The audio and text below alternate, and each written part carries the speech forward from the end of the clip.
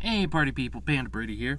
So, recently, I uploaded a video talking about the first 3 volumes of Rwby and giving a small recap and a very, very small discussion. So, I thought I'd do the same thing, but for volume 4 and 5, but right now this is just volume 4, that way it doesn't take as long as last time.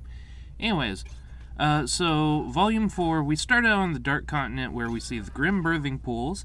The animation is a lot more fluid now, which, I mean, that's probably because of the switch to Maya, because they were using Poser and now they're using Maya, which is an industry standard, but I mean, that happens.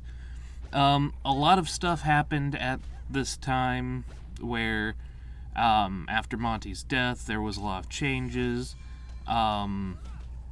There's this thing called Lettergate. You'll want to look that up. Where they're like, oh, they're taking Monty's idea and not doing what he wanted with it, and because Monty's dead, they can't do anything about it. And yeah, there's a lot of stigma there, and it's kind of cut the fan base into 2 parts: the post-Monty fans and the pre-Monty fans. Even if you liked, well, pre-Monty's death fans, anyways. If you liked Monty's stuff up to season 3, and then after that you just kind of, you're in the pre-Monty. If you're the post-Monty fan, where even if you liked the first 3 volumes and you still like volume 4 and 5, you're in that group. It's kind of skewed everything, caused a schism. Anyways, so yeah, continuing, we see Emerald, Mercury, oops, I have everything written out so I didn't forget. We have Emerald, Mercury, and Cinder, who's miraculously alive after Rwby iced her and the giant dragon Grimm known as Kevin, and they are part of a new Big Bad's cadre of cartoon criminals. This Big Bad being Salem, who has white skin, red markings, and wears black and red. I think they're trying to say that she has something to do with the Grimm, which is understandable, seeing as how she can kind of control the Grimm throughout the series. But I digress. Anyways, let me get back up to where I was. In Salem's cadre of cartoon criminals, we have Watt, the mad scientist, with his suave moustache. We have the crazy killer Tyrion, who is so far crazy for the sake of being crazy. He's one of those psychopathic characters that are like, I love killing. It's all I do. I'm Alexander Anderson because it's fun. That's abridged Anderson. Then we have the Silent Wall Hazel, who doesn't really seem to talk much.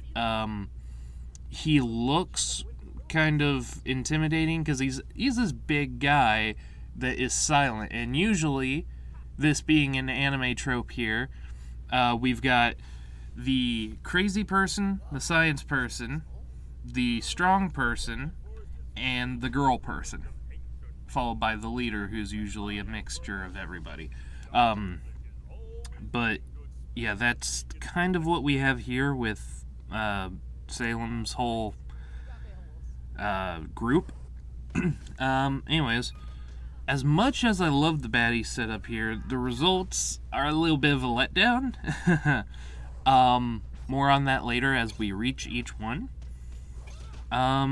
So yeah, Cinder, I have to say, has this odd character growth in this volume, because she can't speak and is missing an eye due to Rwby, so she has to rely on Emerald to relay her messages, and Salem, who doesn't like weakness, really doesn't like that fact. And yeah, it's really interesting because you actually feel the character growth. Unfortunately, it's only for this volume. More on that when I get to volume 5. Let's see. Oh, she also has a haircut, and I love her design in this volume. I forgot about that. When Salem arrives, though, into the area after everybody's bickering with each other, you can feel both the respect and the fear that everyone in the room has for her. They have very subtle movements. There's silence. They all keep their full attention on her. It's very classic trope, and I love it for it. She just comes in, and there's just silence. Everybody's staring at her, and they're like, oh, she's here. They don't really say it, but yeah. At one point, she tells Cinder, "You hold the key to our victory." But unfortunately, it's more like you are the key to our victory, our literal key. We're going to use you as a key to get to the places we need to get. Salem gives them their assignments, and then we meet Oscar, a farm boy that we will see repeatedly throughout the volume. Nothing of note here, so we're moving along. Team Ranger. I mean, Forest Ranger is the only way this really makes sense, or a green color, but I don't like the name that they went with. Of course, when you have RNJR, there's not really a lot of colors that you can come up with. And of course, there's this running joke of Team Junior, JNRR, and it's like, yeah, but it's not a color. I mean, Ranger's not, but if you think of Ranger, you think probably green, or maybe, Power Rangers. But, yeah. So, let's see. Oh, yeah, they're facing off against a new type of Grimm. Well, it's not new to them, apparently, but it's called a Geist. And Rwby shows off her Pokemon skills. They're not very effective, in that she shoots a giant rock with lightning. I have to admit, this fight is a guilty pleasure of mine. It lacks the same feel as volumes 1 and 2, but that's to be expected, of course. But again, Lettergate, changing of software from Poser to Maya, it all got out of hand, etc. But I still can't stand Jean. He continues to be the butt monkey of the show. In that I just don't like his character. It would make sense if he stayed serious and was always serious because he lost Pyrrha and because he doesn't want to lose everybody else. But it doesn't start that way. He's still the comic relief, then he becomes super serious. Then he's the comic relief again, happy guy, super serious. And it doesn't feel right. Dig nabbit. There we go. I've just got notes to myself and I'm reading back after, what it reminds me. Yeah,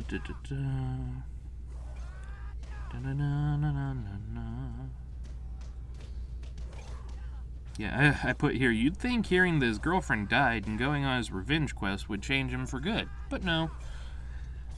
They also tried to make him more of a strategist in this volume, but he ends up sounding more like a bridged Goku. The guy's weak point is the face. However, it keeps blocking it. So what is John's big plan? You hit it harder. Or, hear me out, I know you wanted to try out Nora's new upgrade, which is kind of cool, but, Rwby, she has a sniper, right? And, where'd that thing go? Dang it. Oop. My computer tried to shut off.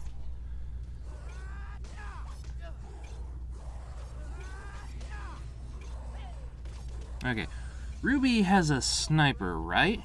And Rin managed to hit the Geist's mask by just throwing his knife at it, right? Well, maybe just shoot it in the face from a distance while it's distracted? Like, I don't know, have one person on the left, one person on the right, trying to attack it and being attacked, and then boom, in the face, it's dead. Done. But that's not how they do it. They just hit it harder. Together, actually. Oh my gosh, it is literally exactly abridged Goku. Vegeta, I have an idea. I swear to God, if you say hit it harder, I'm going to punch you in the dick. We hit it harder together? Anyways, after the battle, Team Ranger returns to town that they were helping get rid of the Geist. Rwby makes fun of Jean because he's got a bunny hoodie, which he apparently has always had. One sec. I am getting really sick and tired of that happening.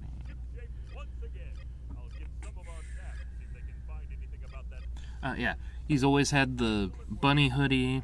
And then they get Jean some new equipment by mixing his armor and weapons with Pyrrha's armor and weapons. How they got it, I have no idea.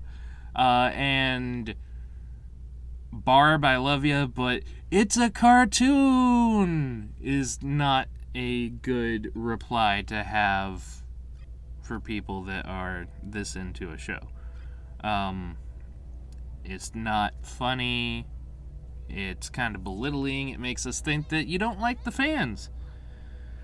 But yeah, so what my assumption is that, like Barb says, it's cartoon logic where everyone has the same exact weapons, clothing, etc. And there's like 12 different duplicate outfits of it. This is one of the many consistencies of the post-Monty Rwby that irks me. I do realize that there were some as well during the first 3 volumes, but this is kind of glaring in comparison. The group leaves for the next village so that they can grab an airship, if it has one, and that's the end of the first episode. Episode 2, we check up on Weiss. We meet her butler, who... he's Klein Sieben.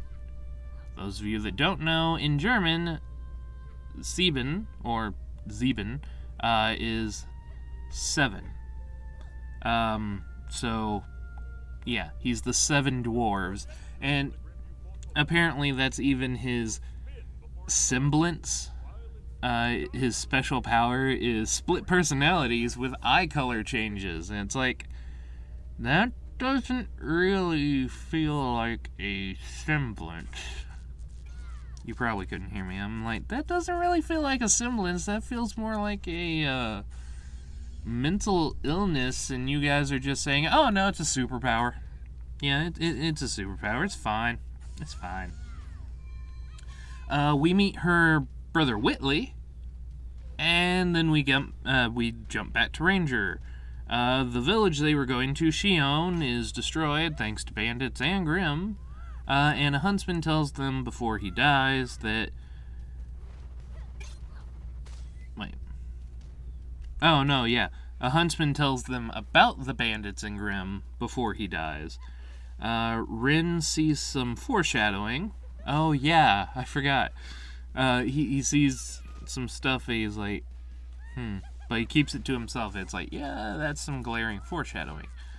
And then we jump back to Weiss. Ironwood is talking to Papa Schnee, also known as Jacques, who's angry about losing money. I'm losing money because you won't let our things out of the country. How dare you?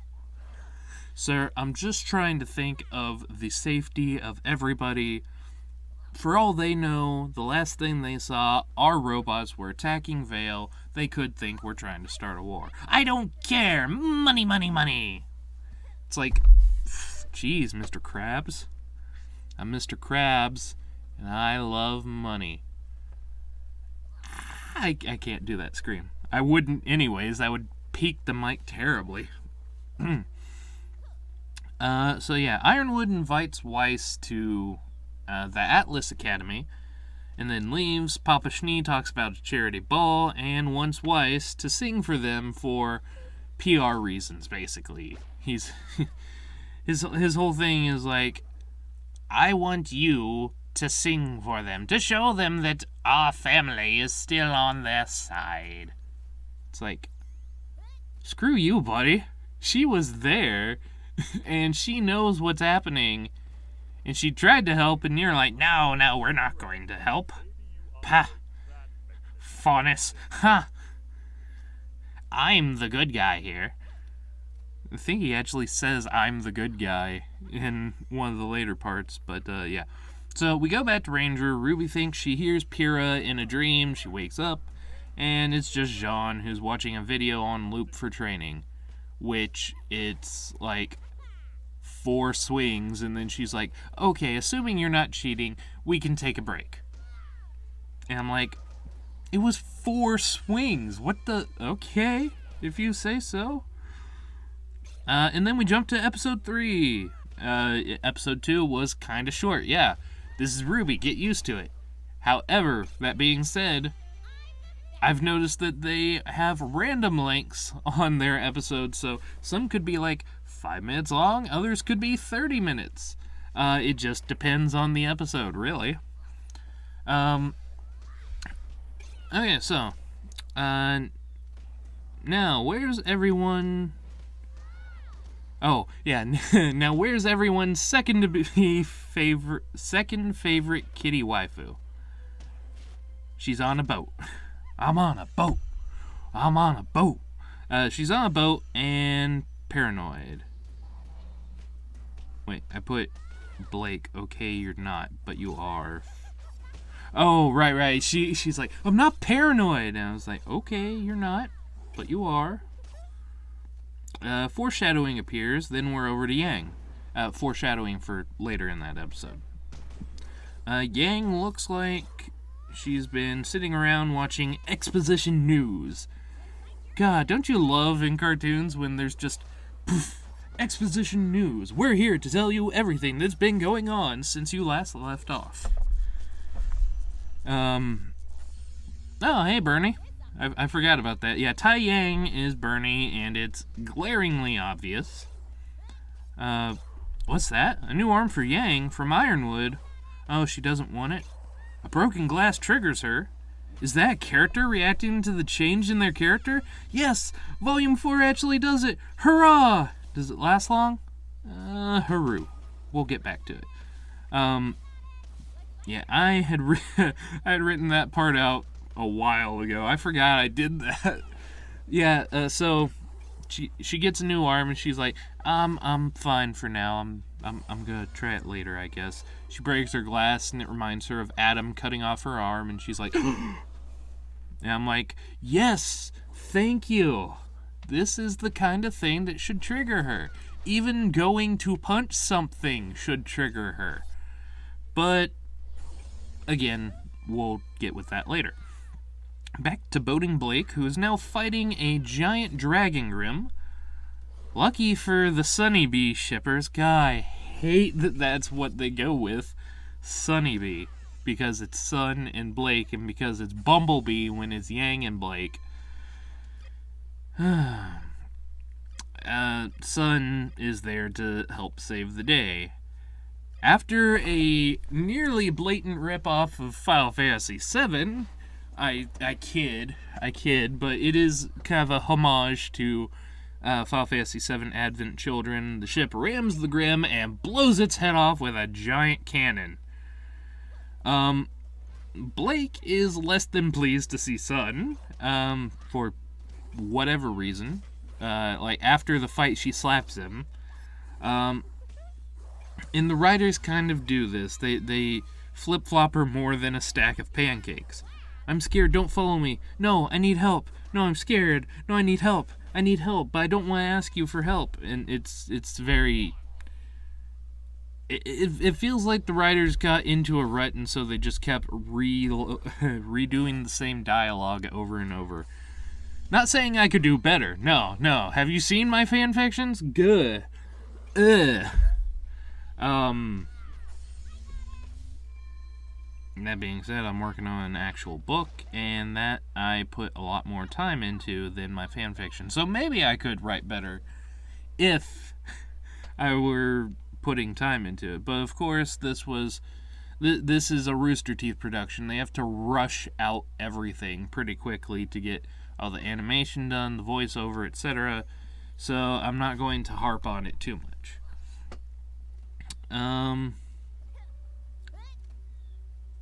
Yeah, I even put here, you have to watch the series to kind of get the whole feel of the flip-flops. Scene change again. Cinder is being healed by Salem somehow. I mean, I know, but it's a big spoiler reveal later. But for you guys, who knows? Also, Salem seems to hate weakness. Yeah, this is what I was saying earlier. And honestly, to me, the way that she speaks to the Seer Grimm makes me feel like they're going to reveal that she's working for another big bad. So a bigger bad. But I could be reading too much into that. That's very possible. I watch way too many theory videos, so there's no telling. Anyways, episode 4, we're back to Farm Boy who's looking in the mirror, and then, hello, I'm Professor Osborn. Oh, what the heck? Yeah, and then that's it for that scene. That is literally it.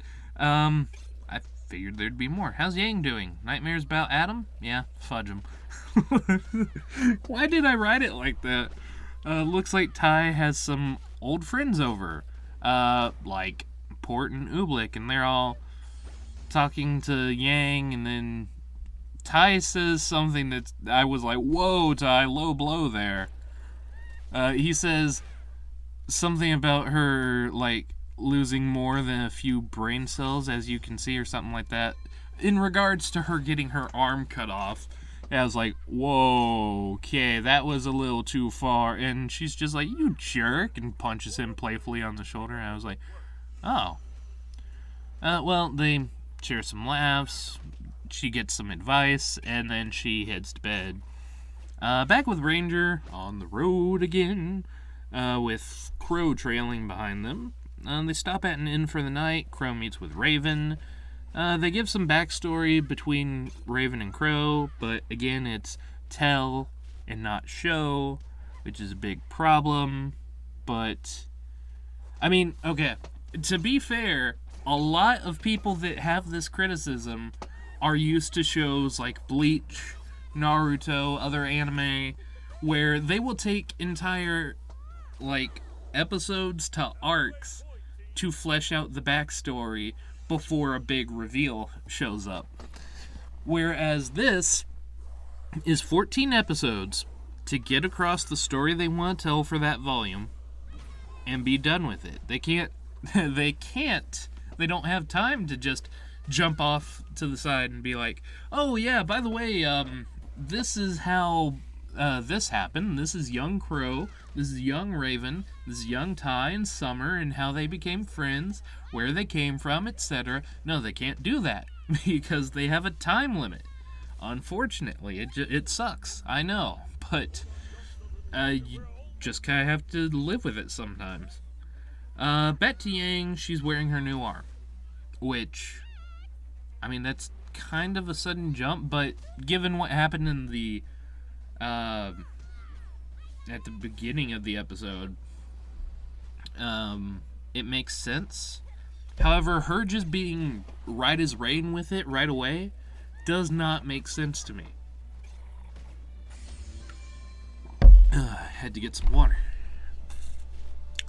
Episode 5 is a Blake-centric episode. We get our first look at Menagerie, the Faunus Nation. I still don't see the prejudice. I mean, okay, the island is there because that's where most of the faunus live. And yeah, that's kind of segregation, but that's not the prejudice that we're looking for. And they talk about, prejudice and being brought down, and they even mention that, yeah, it's crowded and it's cramped and there's size limitations. And I realize that they can't really show that off because of hardware limitations, software. They can't, throw hundreds of faunus crowding throughout the streets and have very few buildings here or there. But it doesn't feel like it. Yes, there are more characters than normal, but it doesn't feel like what they're saying is showing. That's like saying, like a person that tries a French fry for the first time. Hey, if you eat that, you're gonna get fat. Well, yeah, eventually, yes, if I keep eating these. But I digress. Anyways, so yeah, turns out that Blake is the daughter of the former leader of the White Fang, which you think people would know about, which feels really weird to me. Because it's like, Blake Belladonna, she doesn't change her last name, looks faunus. I guess it's because nobody knows she's a faunus except for Team Rwby and Juniper and Ozpin and the teachers. So a lot of people, but, outside of the main cast, not anybody except for Penny, actually, knows. And, you think somebody would recognize that last name and be like, oh, you're the daughter of the chief of Menagerie, who used to be the leader of the White Fang. Why are you here? But no, it's just like, out of the blue, they're like, by the way, my dad was the chief, is the chieftain of Menagerie, and the former leader of the White Fang before he gave it up to Sienna Khan, who you don't see in this volume. I'm so sorry for Sienna Khan, but again, that's another video. They live in the biggest house in the place, which is because, again, Blake's dad is the chief of Menagerie, which, if they're so cramped and limited on resources, you think as a chief he would, opt for a small house and have other people live around him, but I know there's all kinds of things where it's like, it could have been made before he was the chief, and it's just where the chief has always been. But anyways, Michael does a great job of being Michael during his meeting with Blake's parents, and I do enjoy the little family aspect that goes on. It's probably the best part of all of Blake's stuff, honestly. Anyways, we also meet secondary obvious antagonists, but they're not going to outright say it, Corsic and Finnick, who are higher-ups in the White Fang, explaining, we're not bad, but obviously we are. By the way, your lesbian crush is still into you. I forgot I wrote that. Tyrion shows up with a cliffhanger, and then we're into episode 6, halfway through. The characters point out that this chapter has been almost nothing but walking, and nothing new has happened for Team Ranger. Luckily, that's about to change, or unluckily as it may be. We get a hint of Ren's backstory, which, full disclosure, I love Ren and Nora.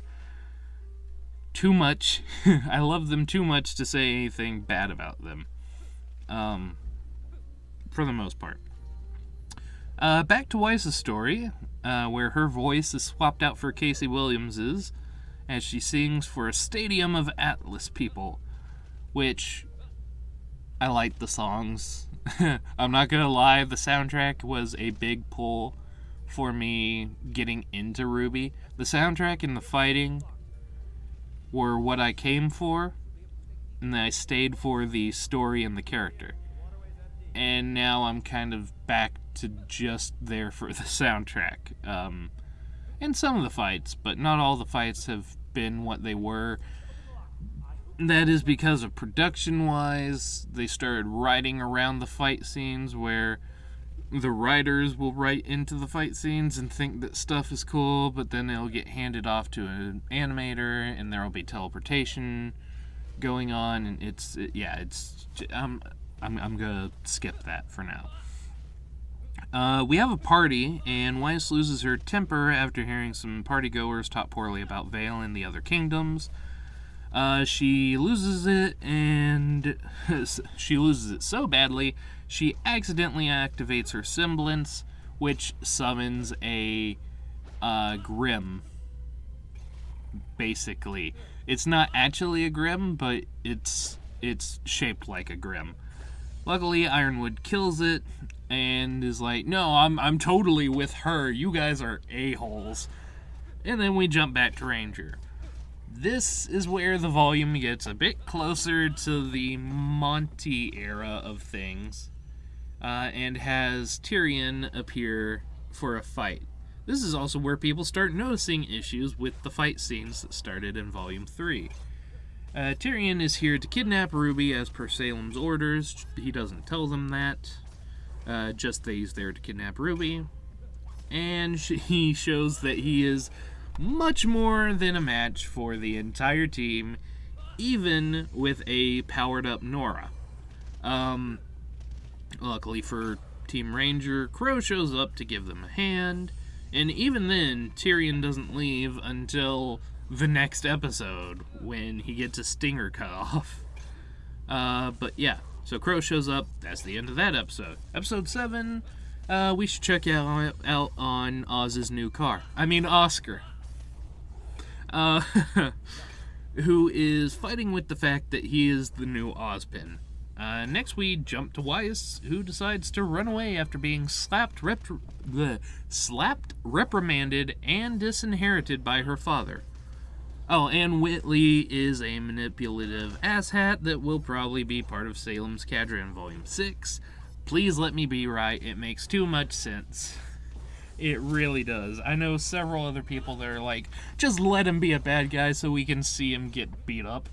But I'm like, no, don't make it that bad, but at least let him fall for Salem's tricks because he is such a manipulative person.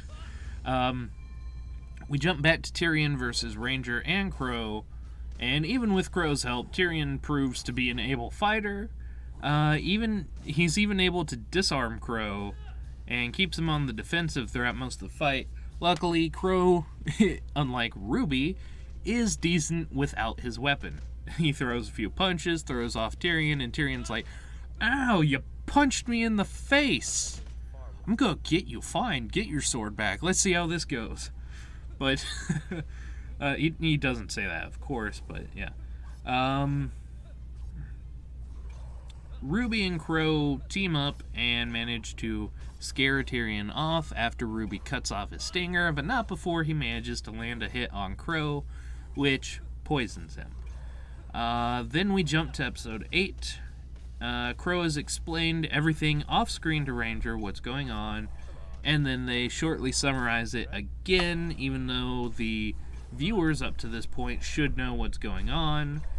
The Silver Eyes get brought up and then forgotten again, which is another point of contention for many fans. They're like, what about the Silver Eyes? Why don't you use the Silver Eye power? Ask somebody how to use it, what to do with it.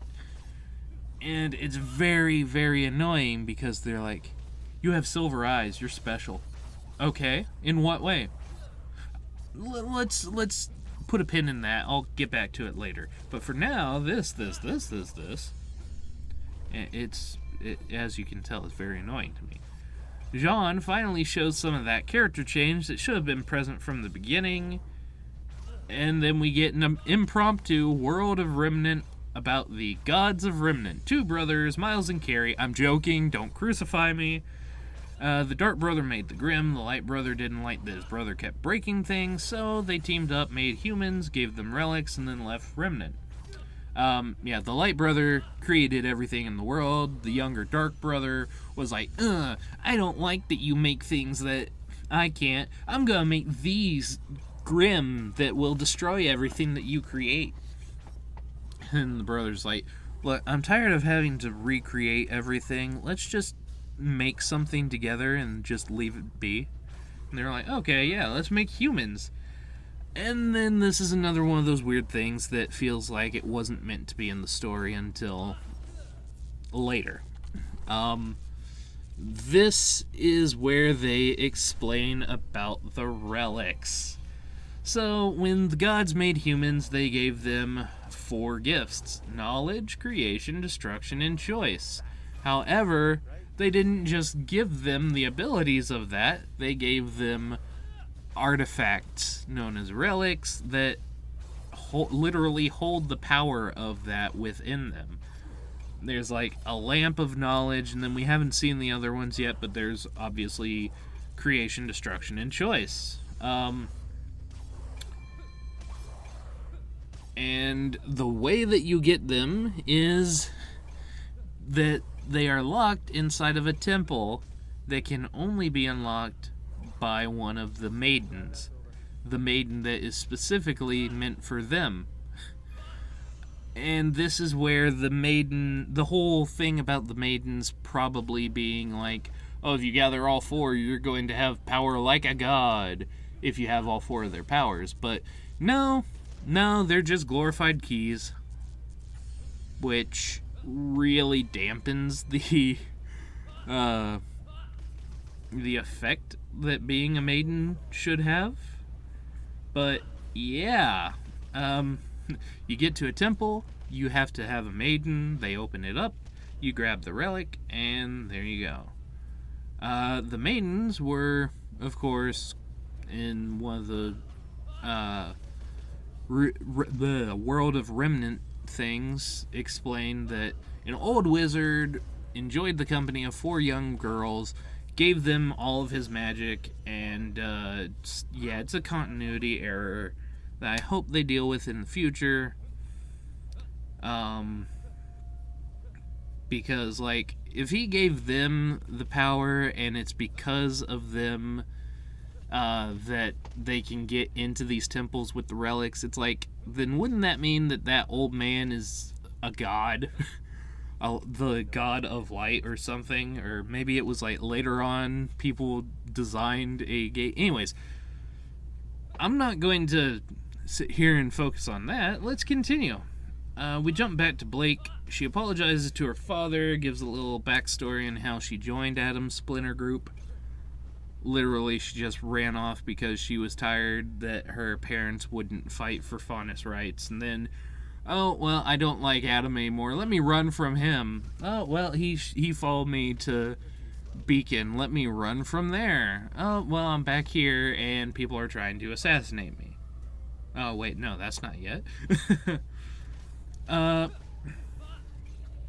Before we get to the important question where Sun basically asks, why are you running?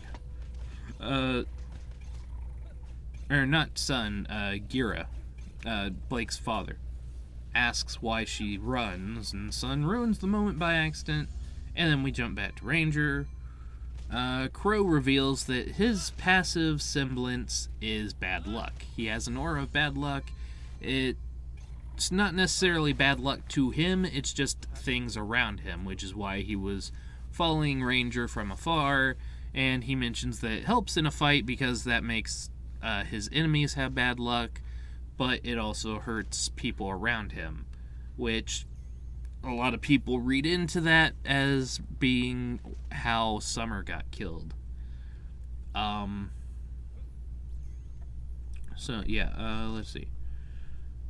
Oh, and then we jump back to Blake and Sun right after that. They argue. Blake throws Sun's phone, which just so happens to allow them to find out that they were being spied on by a member of the White Fang, and they chase after her. And then we jump back to Ranger. This is part of that flip-flop editing that I really don't like. Again, it's probably because I'm spoiled, where they can do entire episodes in an anime where it's just over here on this one character's perspective, but they have to, again, do it here and there, here and there. Yeah.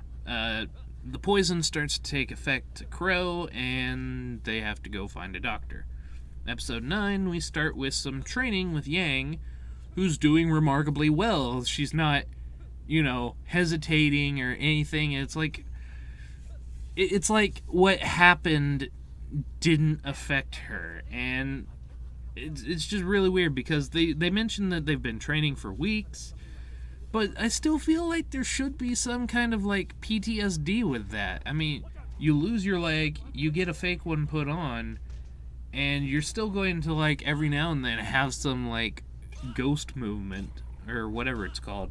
I've read into it. Anyways, I'm just gonna forget about that.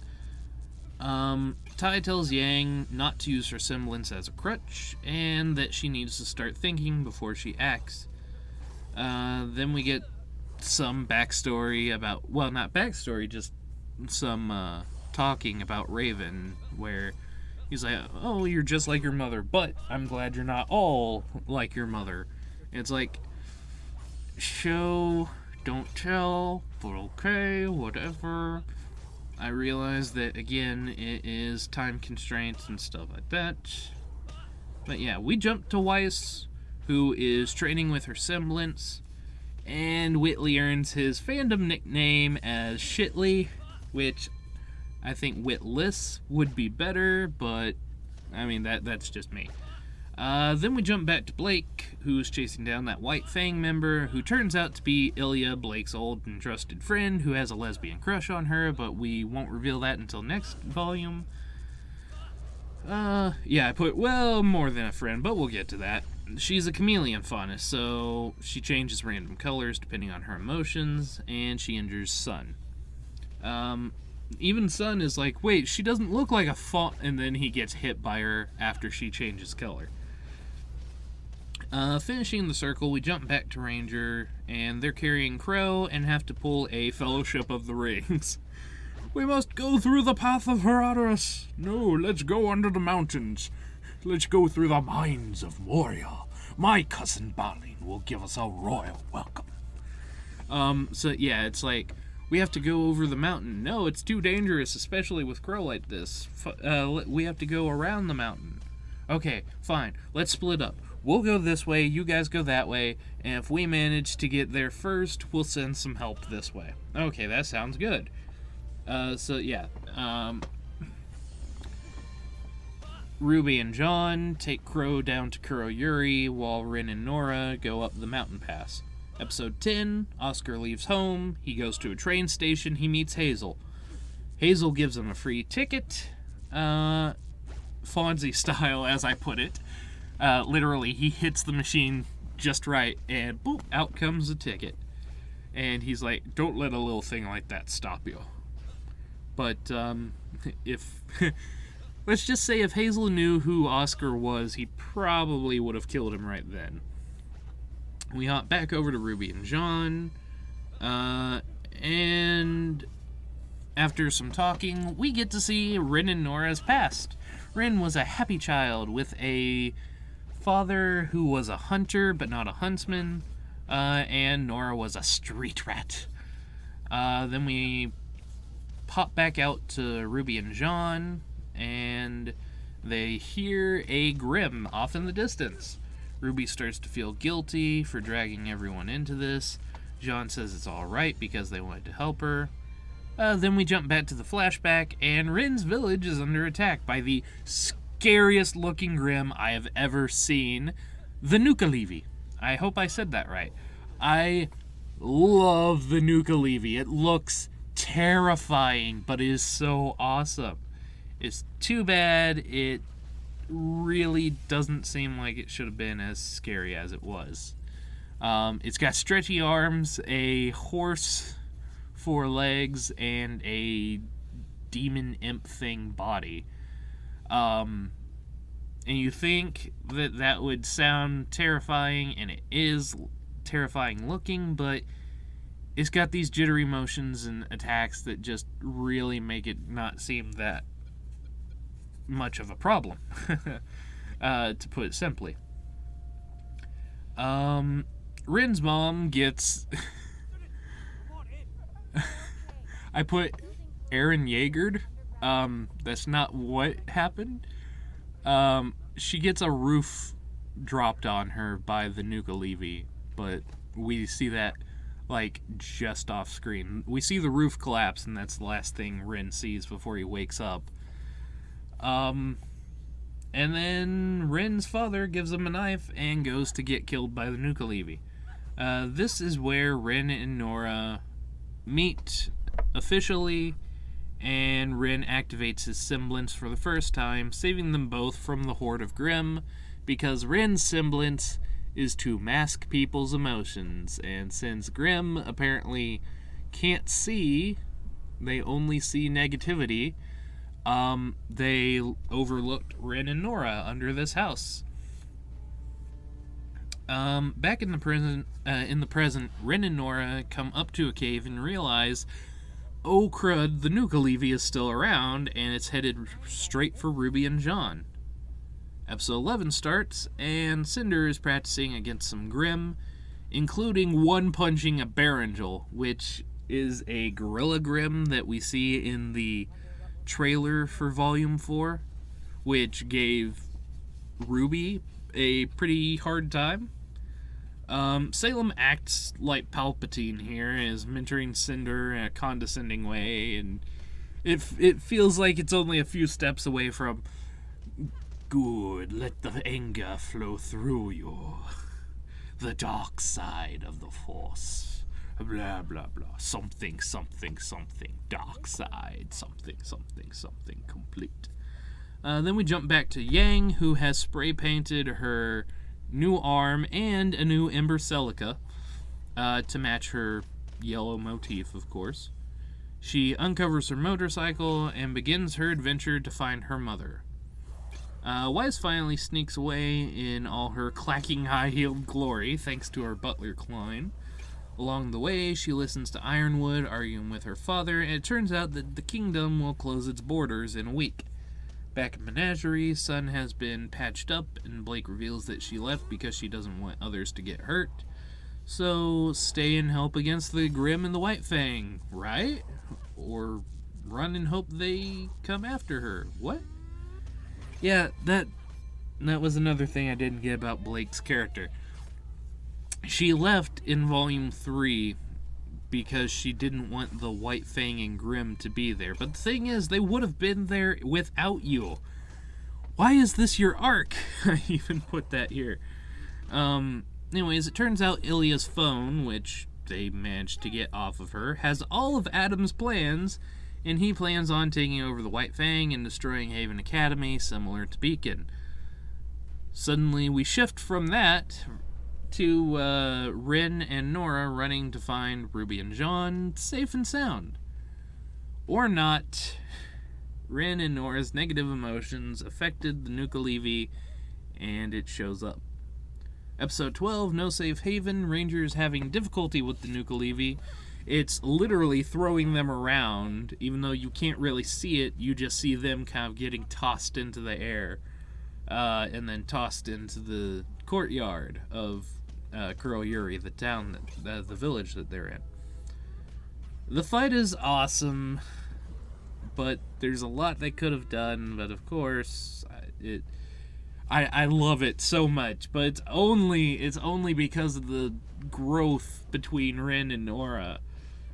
There's a lot of fighting off screen, but yeah, I put here what it means to my two favorite characters, the emotion in them, and the decent tactics. Yeah, Jean comes up with the idea to go in a circle to throw off the Nuka-Levy, which, that makes sense considering it's on a horse and it should only be able to turn so much, but the thing is, it's a Grimm. It doesn't have to listen to bone structure, and it just twists around like a helicopter, basically.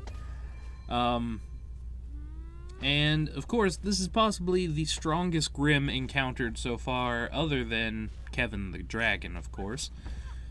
Nora slaps some sense into Rin, literally, and after a brief respite for the two, they manage to take down the Nuka-Levy with Jean and Rwby's help, with Rin landing the final strike. Afterwards, some airships find them thanks to the smoke given off by the dead Grimm, and we watch Flower Power have a tender little moment as Ranger pulls into Mistral. Oh, and I really do love this volume, only because I like to think of it as the Rin and Nora volume. You see growth in them. Rin shows some actual emotion, even losing himself in a lust for revenge. And Nora and Rin finally confirm that they are together. So, once they're in Mistral, Rwby writes a letter to Yang. Weiss hitches a ride with a pilot to Haven, which Haven Academy in Mistral. Blake makes a new white fang flag, as in the new white fang, not White Fang.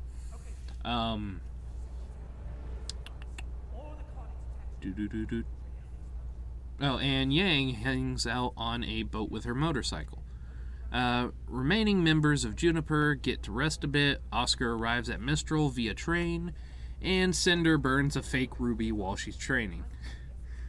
Boy, she hates Rwby. She'll forget about this whole thing in about a week.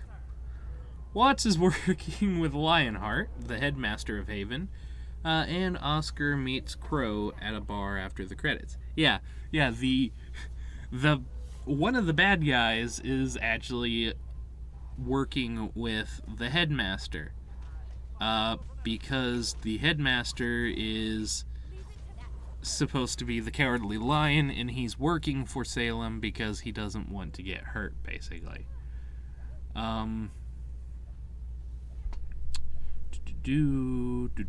Yeah, and then Oscar meets with Crow in a bar after the credits. And that was the volume. It was fun. I still love it, despite it in Volume 5 being my least liked volumes so far. The acting has gotten better, mostly. The writing could be better. Could be. Not saying me to write it, but it could be better.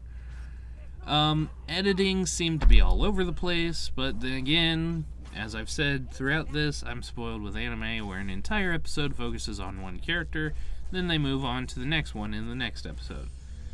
The animation change is a bit jarring, but it's to be expected. All in all, I'd say it's really good. I would give the volume a 7 out of 10. It's good, not great, but still good. It's probably only this high because of my love for Rin and Nora. And because they finally get to close their arc a bit. This has been PandaBrady, and I'll see you guys in a bit with Volume 5 discussion. Why did I write it like that? Anyways, so yeah, if you guys want to see more Rwby content, please go ahead and leave a comment and let me know. Yeah, I think I wrote it like that because I was going to do a little Unicorn of War thing, but never mind. If you enjoyed, go ahead and like and share. Subscribe and become part of the Panda Party, because there ain't no party like a Panda Party, because Panda Party don't stop, and I'll see you guys in the next video. Later.